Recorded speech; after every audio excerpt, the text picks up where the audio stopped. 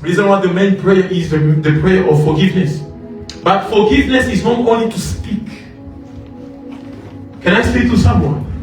Forgiveness is not only to say, God, it's easy. Forgiveness is to repay. Amen. Huh?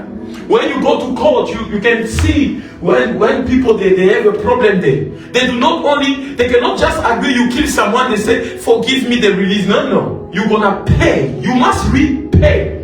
They put you into jail sometimes, they say, even in jail there, but you owe them this amount of money. You must pay. If you say, God forgive me because I didn't give, you must repay. How many Christians they know that law that is in the Bible? After saying forgive me, if you are sincere, how can you repay? Amen. Huh? Like, you cannot just say, God forgive me. No, you must repay. For heaven also to repay your covenant according, your covenant in all areas.